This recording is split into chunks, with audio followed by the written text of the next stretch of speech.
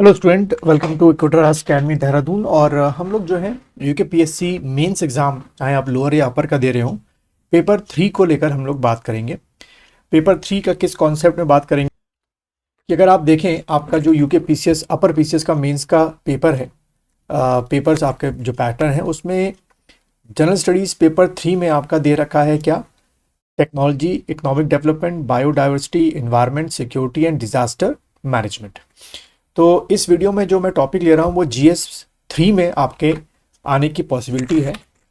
और वो टॉपिक है आपका क्या कि impact of what heat on human beings, या इम्पैक्ट ऑफ इंक्रीजिंग टेम्परेचर, जो कि लगातार टेम्परेचर बढ़ता जा रहा है और इस बार जो प्रेडिक्शन है कि गर्मी बहुत ज़्यादा पड़ेगी। ठीक है, तो कुछ कुछ पॉइंट्स हैं जो कि आप लिखते जाइएगा, आपके एग्ज़ाम में आपको मदद करेगा वो। जैसे कि अगर हम देखें कि जो हमारे पास एक रिकॉर्ड है पिछले 175 ईयर्स का, जब से हम लोग हीट या टेम्परेचर की क्या कर रहे हैं, टेम्परेचर का जो रिकॉर्ड है वो मेंटेन कर रहे हैं। तो पिछले 175 ईयर्स में जो अभी हमारा 2024 जो आपका साल बीता है वो सबसे गर्म साल माना गया है। The highest temperature has been present in 2000 occurred in 2024 for the last 175 year, क्योंकि 175 ईयर के पहले का जो रिकॉर्ड है वो अभी तक किसी के पास मेंटेन इतना अच्छा नहीं है जितना पिछले 175 ईयर्स का है। ठीक है, तो एक तो ये पॉइंट आप लिख सकते हैं।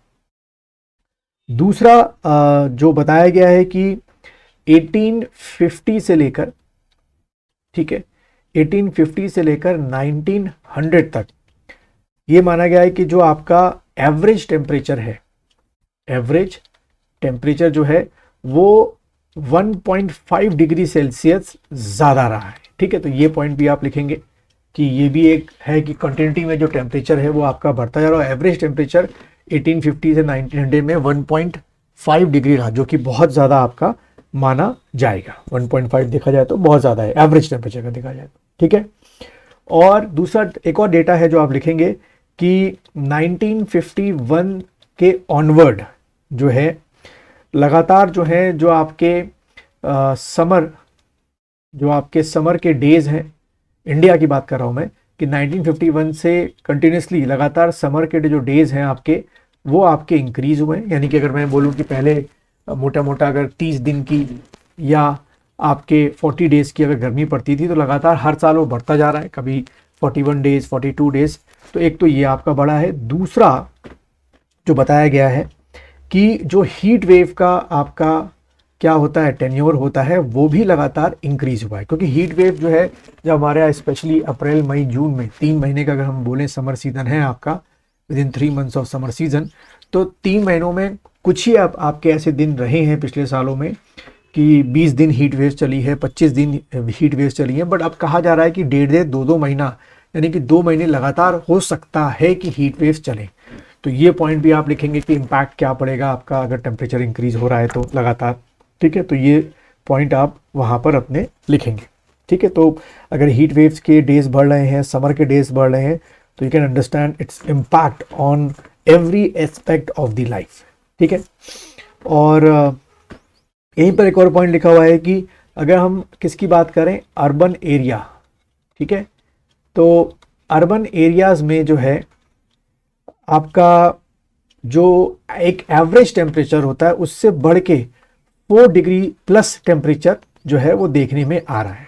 यानी कि अगर मैं बात करूं, फॉर एग्जांपल अगर मैं दिल्ली की बात करूं, ठीक है, तो दिल्ली में अगर विद इन दीज 3 मंथ्स अप्रैल मई जून अगर एक एवरेज टेम्परेचर जो है वो मान लीजिए अगर कितना हो रहा है 43 के आसपास या 44 के आसपास, तो कुछ दिनों के लिए +4 करके यानी कि लगभग 47 या 48 तक वो टेम्परेचर पहुंच जा रहा है। उसकी वजह क्या है, अर्बन एरिया में ऐसा क्यों हो रहा है, +4 डिग्री टेम्परेचर एक्स्ट्रा क्यों बढ़ रहा है? वजह है कि अर्बन एरियाज में आपको जो ग्रीन एरिया है वो बिल्कुल जो है वैनिश हो चुका है। ठीक है, यानी कोई आपके ना ट्रीज हैं, ना बुशेज हैं, ना स्मॉल फॉरेस्ट, ना डेंसी फॉरेस्ट, और इनकी जगह जो आपका सीमेंटेड, ठीक है, जो सीमेंटेड एरिया है वो आपका ज़्यादा है। ठीक है, अब जब सीमेंटेड एरिया ज़्यादा होगा तो हीट ज़्यादा वो क्या करेगा, एब्जॉर्व करेगा, लॉन्ग वेव्स का हीट का ज़्यादा इमिशन करेगा और फिर वहाँ गर्मी ज़्यादा बढ़ेगी। ये देखने में आया है कि जहाँ पेड़ कम हो, एक भी पेड़ ना हो, जहाँ सीमेंटेड एरिया ज़्यादा हो, वहाँ हमेशा आपको टेम्परेचर 5-6 डिग्री सेल्सियस ज़्यादा दिखेगा। तो ये पॉइंट भी आप करेंगे। तो इस वजह से अर्बन एरिया में जो हीट को लेके हेल्थ इश्यूज़ हैं, ठीक है, हेल्थ इश्यूज़ जो हीट को लेकर आपके होते हैं वो आने वाले दिनों में बहुत ज़्यादा बढ़ने वाले हैं, ठीक है। इसके लिए सरकार को भी तैयार रहना चाहिए।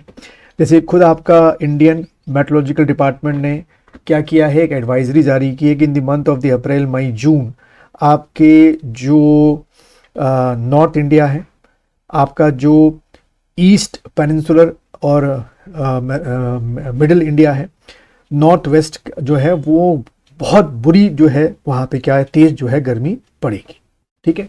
अब अगर हम इस इंक्रीजिंग टेम्परेचर के इम्पैक्ट की बात करें तो इसका इम्पैक्ट अगर हम देखें तो हमारे यहाँ इम्पैक्ट में हीट वेव का या गर्मी का सबसे पहले किस पे इम्पैक्ट पड़ेगा, अगर मैं इम्पैक्ट की बात करूँ, इम्पैक्ट, ठीक है। तो एक तो सबसे पहला हो गया आपका लेबर, ठीक है। चाहे वो लेबर कहाँ के हो, चाहे वो आपके रूरल एरिया के आपके लेबर हो या आपके अर्बन, ठीक है, अर्बन एरिया के लेबर्स हो। और अर्बन एरिया में भी आपके अब बहुत सारे तरीके के लेबर हैं, मोटा मोटा आपके जो स्किल्ड आपके लेबर्स हैं और जो आपके अनस्किल्ड लेबर हैं। अनस्किल्ड लेबर में भी आप समझ सकते हैं कि जैसे गीग वर्कर्स हो गए, जैसे कि आप देखते हैं कि आप होम डिलीवरी करने वाले, बाइक में चलने वाले, जोमेटो हो गया, ब्लिंकिट हो गया, जैप्टो हो गया, ये सब के जो वर्कर्स हैं जब वो 3 महीना आपके हीट वेव के अंदर अपनी बाइकें चला रहे हैं तो आप समझ सकते हैं उनकी बॉडी पे। या लेबर क्लास आपका हो गया जो मजदूरी करते हैं, फैक्ट्रीज में काम करते हैं या भरी दोपहरी में बाहर रोड्स पे काम करते हैं, आप उन पे इस हीट वेव का इम्पैक्ट समझ सकते हो, ठीक है। तो लेबर आपका हो गया। उसके बाद दूसरा आपका जो इम्पैक्ट है वो किस पे हो गया, एग्रीकल्चर पर, ठीक है। एग्रीकल्चर पर इसका इम्पैक्ट सीधा सीधा जो है वो किस पे पड़ेगा, कॉमन मैन पे पड़ेगा, क्योंकि एग्रीकल्चर पे अगर टेम्परेचर इंक्रीज होगा तो प्रोडक्शन क्या होगा, डिक्रीज होगा, प्रोडक्शन डिक्रीज होगा तो सप्लाई कम होगी, सप्लाई कम होगी तो डिमांड ज़्यादा होगी और उसका सीधा असर जो है फूड इन्फ्लेशन पर आपका आएगा। तो ये पॉइंट भी आप लिखेंगे कि इसका सीधा असर जो है किस पे पड़ेगा, आपका जो फूड इन्फ्लेशन है उस पर इसका सीधा असर क्या पड़ना आपका शुरू हो जाएगा, ठीक है। उसके बाद हेल्थ सेक्टर की बात की जाए या हेल्थ जो है वो बहुत सारे इशू होने शुरू हो जाएंगे और हीट को लेकर हेल्थ इश्यूज जो हैं वो बहुत सारे वैसे भी देखने में हम लोग को मिलते हैं, क्योंकि हीट का जो असर होता है, इंक्रीजिंग हीट का जो कह सकते हो असर होता है वो 3 तरीक़ों से आपके बॉडी पे या ह्यूमन बॉडी पे पड़ता है, ठीक है। अब वो 3 क्या है, एक आपका जो हीट होता है आप कह सकते हो उसको बोलते हैं हीट क्रैम्प, ठीक है। ये पहली स्टेज होती है हीट क्रैम्प, चाहे आप अर्बन एरिया में हो या अर्बन एरिया में हो। दूसरा आपका होता है आपका हीट जो है लिथार्जिकनेस इन दी बॉडी, ठीक है। और तीसरा आपका हीट स्ट्रोक, फिटिक भी बोलते हैं लिथार्जिक को, हीट स्ट्रोक। ये तो हीट स्ट्रोक सबसे खतरनाक होता है जिसमें डेथ जो है वो ज़्यादा होती है।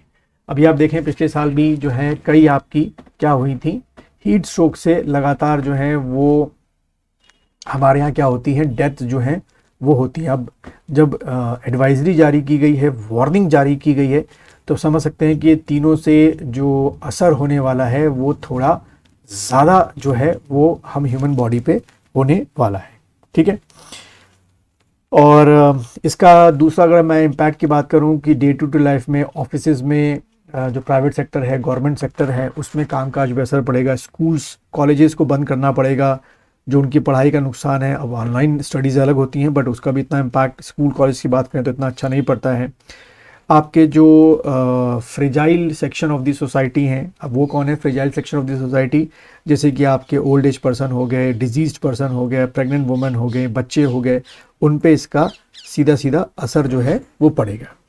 अब इसके लिए बचाव के लिए क्या कर सकते हैं, बचाव के लिए कर सकते हैं कि intake of water, intake of lemon water वो हम ज़्यादा बढ़ाएं और टी और कॉफ़ी जो है या जो भी आपके लिकर्स होते हैं वो कम से कम पिए, क्योंकि वो आपके पानी की मात्रा को कम कर देता है, जिससे हीट, जो मैंने बताया कि हीट क्रैम्प, हीट फिटिक या हीट स्ट्रोक लगने के चांसेस ज़्यादा होते हैं। और अपनी बॉडी को अब आने वाले टाइम के लिए इस तरीके से हमें तैयार करना पड़ेगा, क्योंकि ग्लोबल वार्मिंग पहले एक कॉन्सेप्ट था, पहले एक थ्योरी थी, पर अब वो असलियत हो चुका है, यानी कि टेम्परेचर अब बढ़ चुका है, तो इसका असर अब आपको आने वाले टाइम पे देखने को मिलेगा। ठीक है, और इसी वजह से अब आपका स्कैसिटी ऑफ वाटर हो गया, अवेलेबिलिटी ऑफ वाटर हो गई, उस पर भी असर पड़ेगा।